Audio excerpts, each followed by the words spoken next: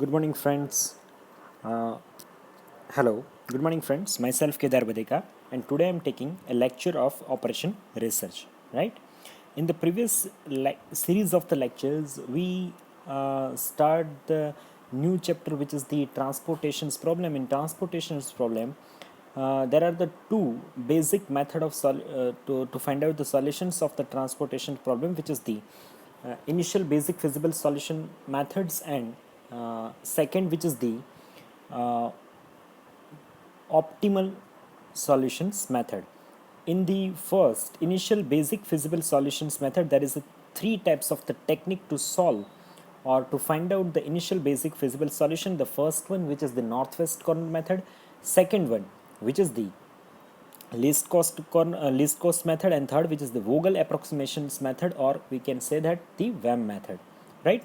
So in the previous lecture we try to solve each and every three of that technique with step by step, and मैंने बहुत ही एक ऐसी कोशिश करके आपको समझाने की कोशिश की है फ़ोटोग्राफ कैप्चर करके, ताकि आपको एक आसान लैंग्वेज के अंदर मैं आपको स्टेप को कैप्चर करके उसको आपको सिखा सकूं। और अभी भी जो लास्ट लेक्चर के अंदर मैंने एक टास्क दिया था कि सभी स्टूडेंट को जो हमने लास्ट एक लेक्चर्स के अंदर, लास्ट 3 लेक्चर्स के अंदर जो हमने प्रॉब्लम सॉल्व किया था, वो प्रॉब्लम को खुद से गिन के, अपने बुक में गिन के, अपने से गिन के आपको उसको मुझे मेरे व्हाट्सएप के ऊपर सेल्फ प्रैक्टिस वाला जो आपका प्रॉब्लम था वो मुझे आपको मुझे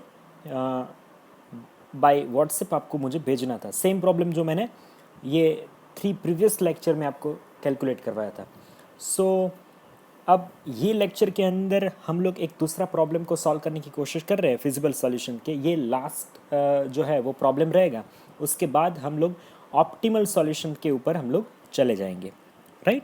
ऑप्टिमल के अंदर बेसिकली 2 टेक्निक है। The first which is the stepping stone, and second which is the MODI method, modified distribution method. So इससे पहले कि वो हम लोग स्टार्ट करें, तो एक बार फिर से एक एग्जांपल को सॉल्व करने की हम लोग कोशिश कर रहे हैं। आपकी स्क्रीन के ऊपर जो है एक एग्जांपल आपको दिया गया है।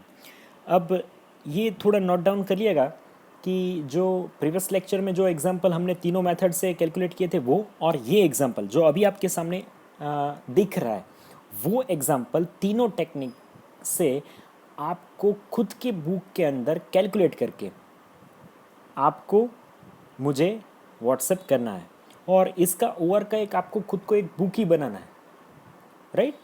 उसमें ही आपको कैलकुलेट करना है सारा, जो भी मैं आपको लेक्चर्स में कैलकुलेट करवा रहा हूँ वो, और आपको जो मैं अगर होमवर्क में दे रहा हूँ वो। सो यहाँ पे हम लोग स्टार्ट करने की कोशिश करेंगे। तो आप देखोगे तो एक आपको एग्जांपल दिया गया है, तो एग्जांपल के अंदर आप देख लीजिए, तो आपको 3 जो है वो क्या चीज़ दिए है, 3 प्लांट दिए हैं। Plant that is the plant P1, plant P2 और प्लांट P3। आपको इक्वेशन के अंदर जो एग्जाम्पल दिया गया हो, एग्जाम्पल के अंदर वो टेबल दिया गया है। टेबल के अंदर आपको लेफ्ट हैंड साइड के ऊपर प्लांट दिए गए हैं, और टॉप मोस्ट के ऊपर डिस्ट्रीब्यूशन सेंटर, जो 4 डिस्ट्रीब्यूशन सेंटर आपको दिख रहा है, D1, D2, D3 और D4 दिख रहा है। और उसके अकॉर्डिंग टू आपको जो है वो एक जो उसका जो पूरा टेबल है, टेबल के अंदर जो एक उसके जो सेल वैल्यूज़ जो है वो सेल वैल्यूज़ के साथ वहाँ आपको दिया गया है। अगर आप टेबल देखोगे तो टेबल के अंदर आपको अभी जो है वो डिमांड और सप्लाई नहीं दिख रहा है, right? So first you have to read the जो आपको एग्जाम्पल का जो कंटेंट दिया है, first you have to read and then you have to formulate that example, right? A dairy farm has a 3 plant which is located in a state which is the P1, P2 and P3. The dairy milk productions at each plant is as follow. Plant 1 gem 6, which is the plant 1 is 6 million litres. जो plant 1 है वो 6 million litre जो है वो produce करता है। Plant 2 which is the 1 million litre and plant 3 which is the 10 million litres. यानी आप देखोगे तो यहाँ पे तीनों के जो है वो सप्लाई दिए हैं। सप्लाई यानी कि आपको जो टेबल है उसके बाजू में एक जो है वो सप्लाई वाला कॉलम जो है वो बनाना है। तो P1 के सामने उसका सप्लाई आएगा 6, P2 के सामने आएगा 1 और P3 के सामने आएगा 10। अब इसके साथ नीचे जो लिखा गया है तो वो डिस्ट्रीब्यूशन सेंटर्स के जो है D1 टू D4 उसको दिया गया है। उसका जो डिमांड है तो डिमांड आपको डिस्ट्रीब्यूशन सेंटर D1 के लिए है, that is the 7, right. D2 के लिए 5, D3 के लिए है वो 3 एंड जो D4 जो है उसके लिए जो उसका डिमांड है विच इज़ दी 2। अब आपको उसका समेशन करना है, आपका सप्लाई का समेशंस और आपका जो डिमांड है वो समेशंस है, दोनों को प्लस करके वो जो सप्लाई और डिमांड जो टोटल है वो सेम टोटल जो है वो होना चाहिए। तो अगर आप वो चेक कर लेंगे उसके बाद हम लोग प्रॉब्लम बैलेंस है कि इनबैलेंस है वो बता सकते हैं। सपोज़ आपका प्रॉब्लम अभी तो बैलेंस दिख रहा है, राइट। अब ये प्रॉब्लम को आपको तीनों technique north west corner method, least cost method and Vogel approximation method से आपको ये एग्जांपल है वो सॉल्व करना है। तो इसको हम लोग फर्स्ट टेक्निक से सॉल्व करने की ट्राई कर रहे हैं। तो देखो आप अभी जो आपके सामने जो नॉर्थ वेस्ट वाला जो टेबल दिख रहा है वो नॉर्थ वेस्ट के टेबल के अंदर जो है वो आपको अभी दिखेगा कि सप्लाई एंड डिमांड जो अभी फुलफिल हो चुका है। P1 के सामने, P2 के सामने और P3 के सामने आप सप्लाई देखिए तो 6, 1 एंड 10। तो आप देखोगे तो 17 उसका जो है टोटल रह जाएगा। 10 और 1 11, 11 और 1 supply 6, that is the 17, right.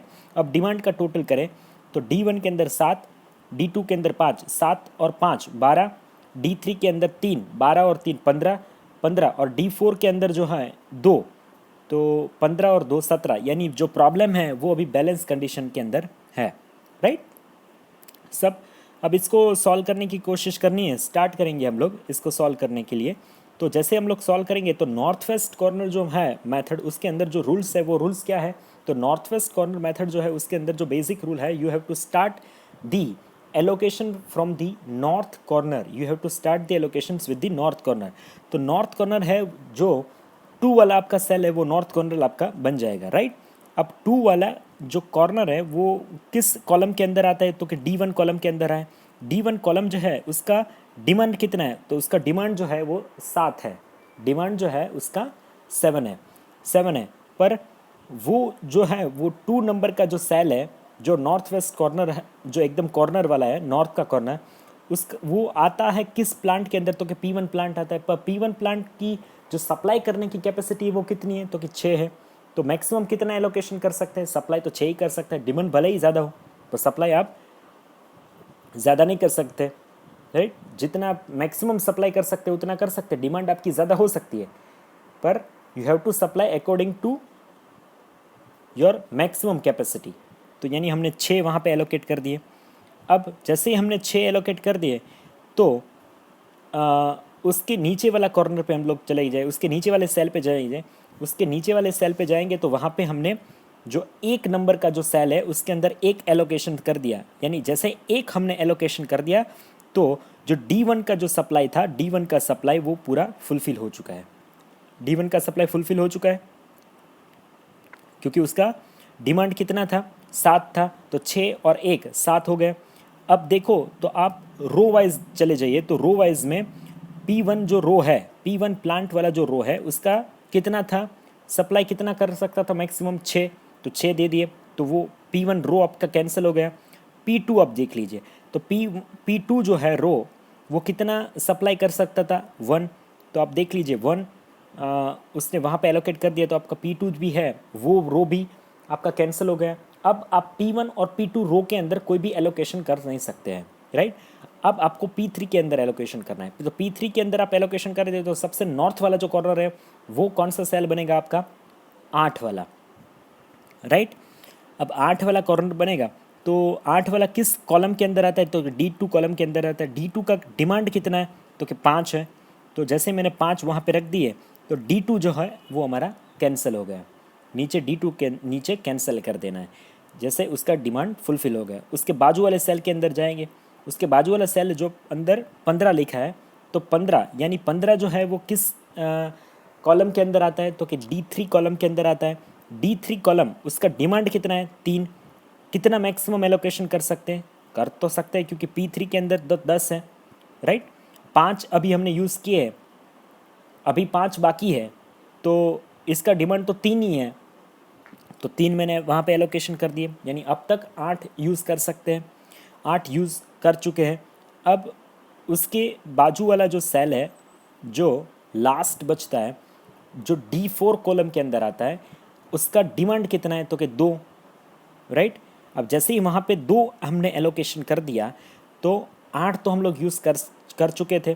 तो P3 जो रो है हमारा, P3 रो उसका वहाँ पे ख़त्म हो जाएगा, उसका वहाँ पे रोल ख़त्म हो जाएगा। P1 और P2 पहले ही रो ख़त्म हो चुकी है। अब इसका जो 10 मैक्सिमम सप्लाई करने की कैपेसिटी थी वो हमने 5, 3 और 2 यूज़ करके 10 ख़त्म कर दी। अब इसका ट्रांसपोर्टेशन जो कॉस्ट है वो फाइंड आउट करना है। ट्रांसपोर्टेशन कॉस्ट कैसे फाइंड आउट करेंगे, तो कि जहाँ पे हमने एलोकेशन किए हैं, जहाँ पे हमने एलोकेशन किए हैं उसके साथ उसका जो सेल का जो वैल्यू है वो सेल के वैल्यू को मल्टीप्लाई करना है। जैसे आपका 6 into 2 plus 1 into 1 plus 8 into 5 plus 15 into 3 plus 9 into 2, right. अब ये इसका जो आंसर आएगा आपको, उसको आप को मल्टीप्लिकेशंस करना है 1000 के साथ, उसको आपको मल्टीप्लिके, क्योंकि जो एग्जांपल में जो हमें वैल्यूज़ की दी गई थी उसको 1000 के फॉर्म के हमने दी गई थी, तो आंसर भी हमें 1000 के फॉर्म में ही देना पड़ेगा। तो यहाँ पे आपका आंसर हो जाएगा ट्रांसपोर्टेशन कॉस्ट का, वो आंसर हो जाएगा 11,600 रुपये। अब इसका डी जनरेसी चेक करना पड़ेगा, तो डी जनरेसी चेक करने के लिए उसका इक्वेशन क्या है, तो कि m plus n minus 1, m that is the row कितनी है 3, कॉलम कितने हैं 4 माइनस 1 यानी 3 प्लस 4 माइनस 1 दैट इज 6, और कितने सेल के अंदर एलोकेशन किए हैं 1 2 3 4 5। Thus this solution is the degenerate solution.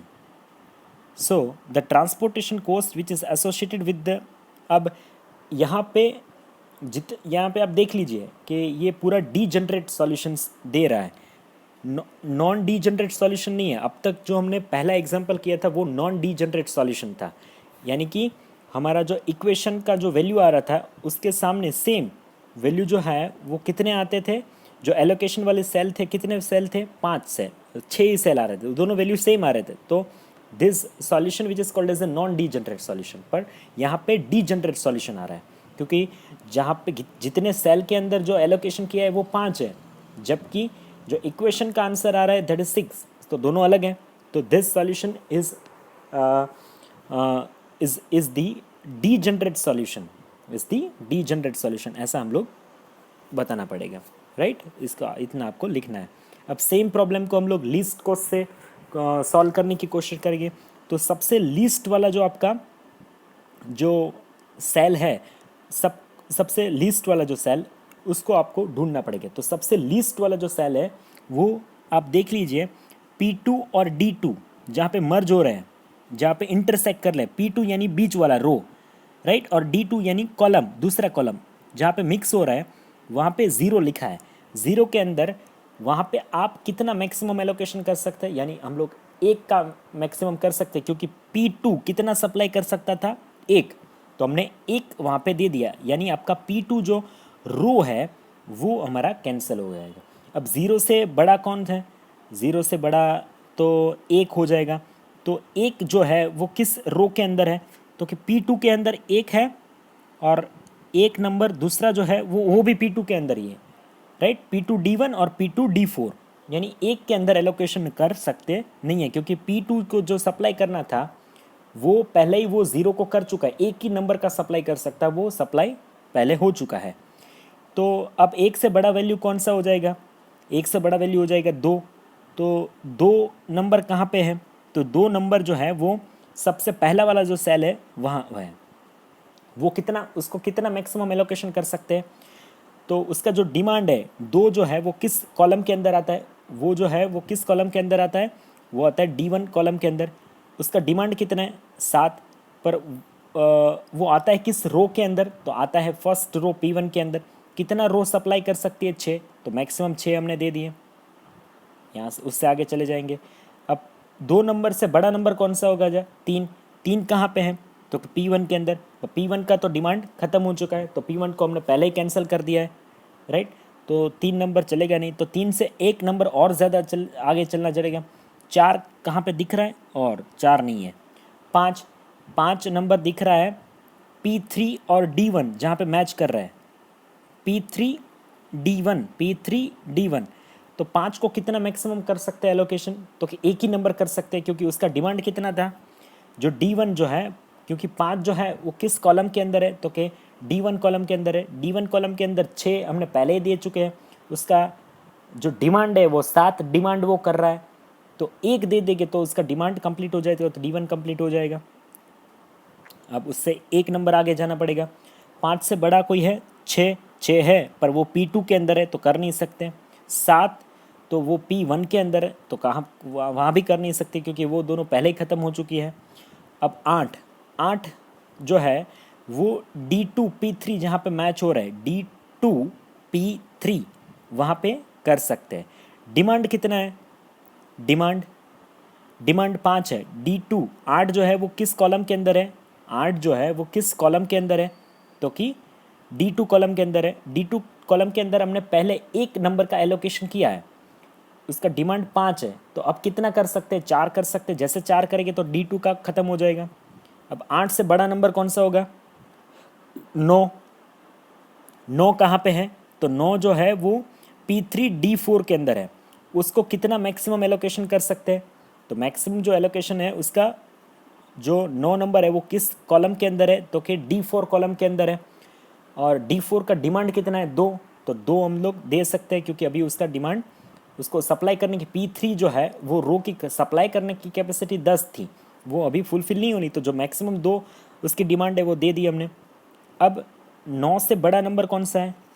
10 है नहीं। 11 है, पर उसको एलोकेशन कर नहीं सकते, क्योंकि वो P1 के अंदर है, वो P1 कैंसिल हो चुका है। 11 से 12 नहीं है, 13 नहीं है, 14 नहीं है, सिर्फ 15 नंबर दिख रहा है। तो 15 नंबर कहाँ पे है? तो कि P3 D3। अब कितना दे सकते हैं उसको वो आता है D3 कॉलम के अंदर। D3 कॉलम के अंदर वो पड़ता है, तो उसको एलोकेशन कितना कर सकते हैं? उसका डिमांड है वो 3 है। अब 3 नंबर आप दे दोगे तो आप देख लीजिए, उस रो का जो है वो सप्लाई पूरा हो जाएगा। 4 पहले दे चुके हैं हम लोग, 1 पहले दे चुके हैं, 2 यानी 4 और 2 6, 6 और 1 नंबर दिए 7। अगर 3 दे दे तो वहाँ पे उसका एलोकेशन जो है वो कंप्लीट हो जाएगा। एलोकेशन जैसे ही हमने कंप्लीट कर दिया तो हमारा काम ख़त्म हो जाएगी, यानी सारे सप्लाई एंड डिमांड जो है वो फुलफ़िल हो चुके हैं। अब ट्रांसपोर्टेशन कॉस्ट जो है वो फाइंड आउट करने के लिए जहाँ पे एलोकेशन किया है उसके साथ उस सेल का मल्टीप्लिकेशन करना पड़ेगा। वो मल्टीप्लिकेशन करोगे तो मल्टीप्लिकेशन के साथ उसको 1000 मल्टीप्लाई करके उसको आंसर देना है। तो आप देखोगे तो जो नॉर्थ वेस्ट कॉर्नर मेथड किया था, आपको दोनों आंसर दिख रहे हैं। नॉर्थ वेस्ट कॉर्नर मेथड किया था, उसका आंसर था 11,600। अब जैसे ही लीस्ट को से आंसर किया तो उसका आंसर आ गया 11,200। कम हुआ ना थोड़ा। तो ये जो ट्रांसपोर्टेशन कम करने की जो प्रोसेस है ये लीस्ट कॉस्ट से ज़्यादा हो रही है। तो अब जैसे ट्रांसपोर्टेशन कॉस्ट फाइंड आउट हो गया तो उसके बाद इसका डीजनरेसी चेक करनी है। तो डीजनरेसी चेक करने के लिए इक्वेशन m+n-1 में जाना है, और उसको सॉल्व करेंगे तो 6 नंबर आएगा, नंबर ऑफ रो और नंबर ऑफ कॉलम के हिसाब से। अब कितने में आपने एलोकेशन किया है, यानी आप गिनोगे कितने, कहाँ कितने राउंड किए, 1 2 3 4 5 6, यानी 6, राइट। और इक्वेशन का आंसर क्या आ रहा था? 6, यानी दोनों नंबर जो है वो सेम आ रहा है। तो ये जो इसका जो आंसर आपको जो सॉल्यूशन मिल रहा है that is the non degenerate solution, that is the non degenerate solution, right. Okay. अब उसके बाद जो है जो नेक्स्ट थर्ड टेक्निक थी, वो थर्ड टेक्निक के अंदर हमें फिर से जाना है, that is the Vogel approximations method. अब वोगल अप्रोक्सीमेशंस मेथड के अंदर क्या करना है, आपके पास टेबल है, सप्लाई डिमांड है, आपको रो पेनल्टी और कॉलम पेनल्टी लेना है। आप रो और कॉलम पेनल्टी लेने का स्टार्ट करोगे तो सबसे पहले आपको क्या करना है, तो कि फर्स्ट रो के अंदर सबसे मिनिमम नंबर यानी 2 और उससे बड़ा 3, दोनों के बीच का डिफरेंस 1, तो मैंने रो पेनल्टी के अंदर 1 लिख दिया, राइट। अब उसके बाद दूसरा रो के अंदर चले गए तो सबसे छोटा नंबर है वो 0, और 0 तो हम तो गिन 0 को हम लोग नहीं गिन रहे हैं, तो उससे एक बड़ा कौन सा है, 1, और उससे एक बड़ा 1 ही है, तो 1 में से 1 चला जाएगा तो कितना हो जाएगा, 0, तो मैंने 0 लिख दिया। अब थर्ड रो के अंदर चले गए, सबसे छोटा नंबर कौन सा है, तो कि 5, उससे एक बड़ा कौन सा है, तो कि 8, 5 और 8 के बीच का डिफरेंस कितना हो गया, 3, तो मैंने 3 लिख दिया। तो सारा रो का पहला पेनल्टी हो गया। अब कॉलम के अंदर जाएंगे, कॉलम D1 उसके अंदर सबसे छोटा 1, उससे एक बड़ा 2, डिफरेंस हो जाएगा 1, तो मैंने कॉलम पेनल्टी के अंदर 1 लिख दिया। सबसे छोटा जो है वो जो है वो कितना है, 0, 0 से एक बड़ा कौन सा है, 3, 0 और 3 का डिफरेंस 3, तो मैंने 3 लिख दिया। D3 के अंदर सबसे छोटा जो है वो 6 है, उससे एक बड़ा 11 है, तो दोनों के बीच का डिफरेंस 5, तो मैंने 5 लिख दिया।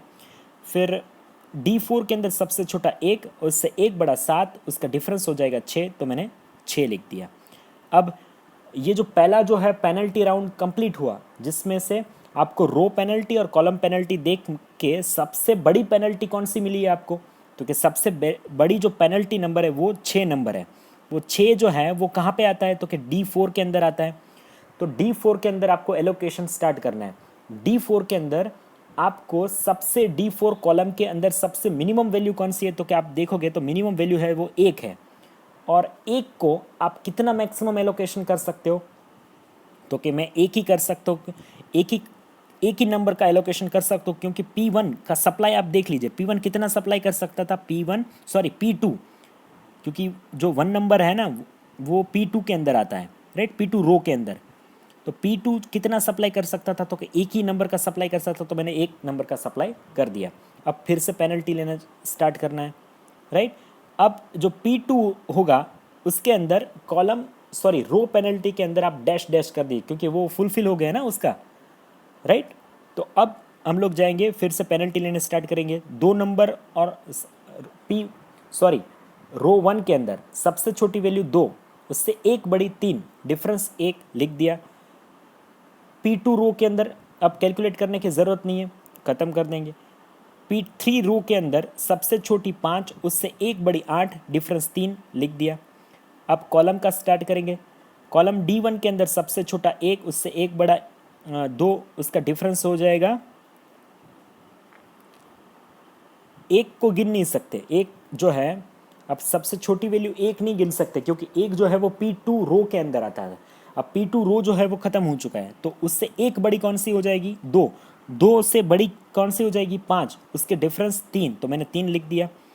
अब यहाँ पे सेम 0 नहीं गिन सकते, D2 के अंदर एक बड़ा लेना पड़ेगा, कौन है, 3, 3 से बड़ा 8, 3 और 8 के बीच का डिफरेंस 5, 5 लिख दिया मैंने।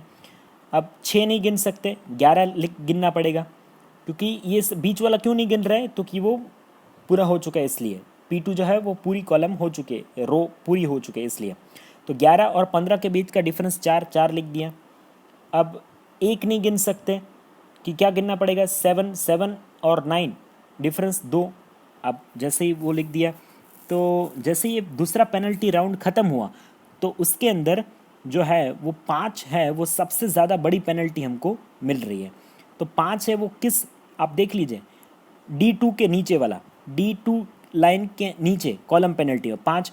अब D2 के अंदर सबसे छोटी, D2 कॉलम के अंदर सबसे छोटी वैल्यू कौन सी है, तो क्या 3, 3 को हम लोग कितना मैक्सिमम एलोकेशन, उसकी डिमांड कितनी है 5, तो 5 उसके डिमांड फुलफिल कर देते हैं, क्योंकि सप्लाई 3 जो है वो आता है P1 के अंदर और सप्लाई करने की कैपेसिटी 6 है, पर डिमांड कम है, तो जितनी मैक्सिमम डिमांड है उतनी मैक्सिमम सारी हमने डिमांड फुलफिल कर दी, यानी आपका 5, यानी D2 अब हो जाएगा आपका कैंसिल।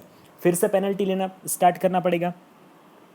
तो जैसे ही फिर से पेनल्टी लेंगे तो सबसे छोटी P1 के अंदर 2, 3 नहीं गिन सकते क्योंकि उसका जो डिमांड था वो फुलफिल हो चुका है। तो 3 से बड़ा कितना है 7, तो 2 और 7 डिफरेंस 5 हो गया। P2 का लेने की कोई ज़रूरत नहीं है। अब P3 के अंदर चले जाएंगे तो P3 के अंदर चले जाएंगे तो 5 है, 5 और उससे एक बड़ी 8, पर 8 को गिन नहीं सकते क्योंकि 8 आता है D2 और D2 का जो है वो डिमांड ख़त्म हो चुका है। तो 8 से एक बड़ी 9 को हम लोग गिन सकते हैं, तो उसके डिफरेंस हो जाएगा 4, तो मैंने डिफरेंस 4 लिख दिया। अब कॉलम वाइज चले जाएंगे तो कॉलम के अंदर 2, एक को गिन नहीं सकते, छोटा एक है पर एक को गिनना नहीं है। अब उससे एक बड़ा 2 और 5 उसके बीच का डिफरेंस हो गया हमारा 3, तो मैंने 3 लिख दिया। अब D2 का कोई करने की ज़रूरत नहीं क्योंकि इसका डिमांड पूरा हो चुका है। अब उससे नेक्स्ट वाले में चले जाएंगे D3 में 6 को गिनने नहीं है क्योंकि 6 आता है P2 के अंदर, वो P2 ख़त्म हो चुका है। इससे हम चले जाएंगे 11 पर, 11 और 15 के बीच का डिफरेंस 4 हो जाएगा, तो 4 लिख दिया मैंने। फिर D4 में चले जाएंगे तो D4 में एक नहीं गिन सकते, 7 को गिनना पड़ेगा, तो 7 और 9 का डिफरेंस 2।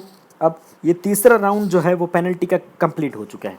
अब तीसरे राउंड के एंड में जो हमें पेनल्टी, जो मैक्सिमम पेनल्टी मिली है, मैक्सिमम पेनल्टी जो मिली है वो कितनी है 5। आप देख लिए 5 पेनल्टी आपको दिख रही है।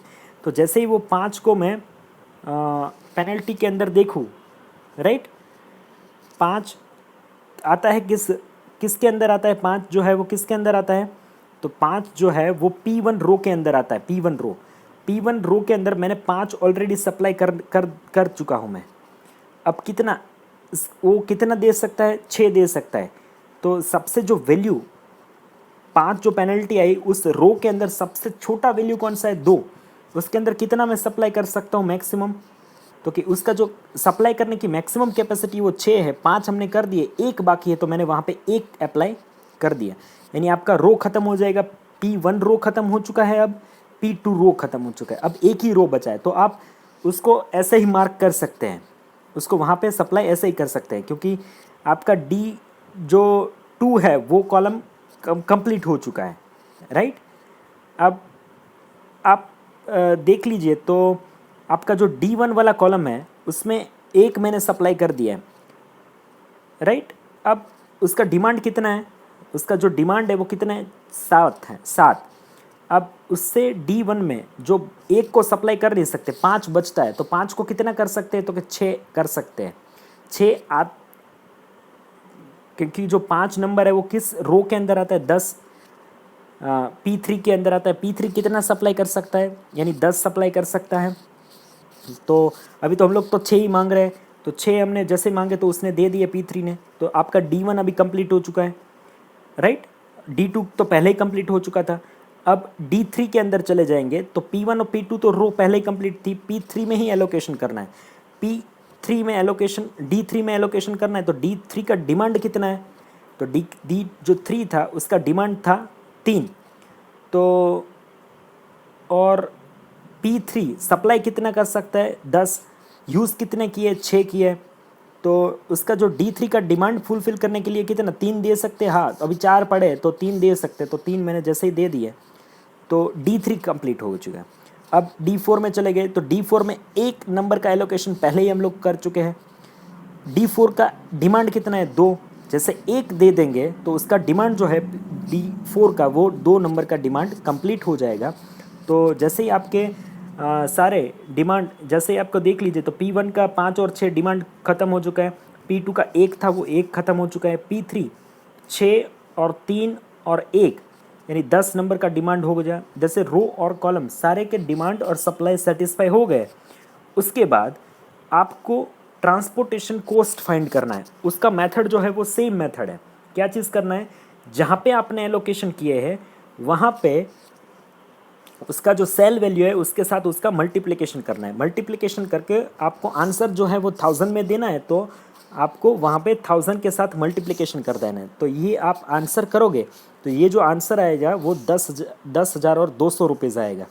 तो ये जो था आप देख लीजिए, पहले नॉर्थ वेस्ट से क्या आंसर आया था 11,600, उसके बाद लीस्ट कोस्ट से जो था वो 11,200, अब वैम से जैसे ही ये सॉल्यूशन किया तो कितना आंसर आ गया, यानी 10,200। सो ये सबसे जो है वो फिजिबल सॉल्यूशन, सबसे जो कम फिजिबल सॉल्यूशन था, ये वैम मेथड से हमने फाइंड आउट करके कैलकुलेट कर दिया। अब उसके बाद उसका डीजनरेसी चेक करना है, तो इक्वेशन के साथ m+n-1 के साथ आपने नंबर ऑफ एलोकेशन सेल गिनने हैं, 1 2 3 4 5 6 6, यानी जो इक्वेशन का आंसर और allocation number of cell allocation है वो दोनों सेम नंबर आ रहा है, यानी this is the non degenerate solution. ये चीज़ आपको लिखनी है।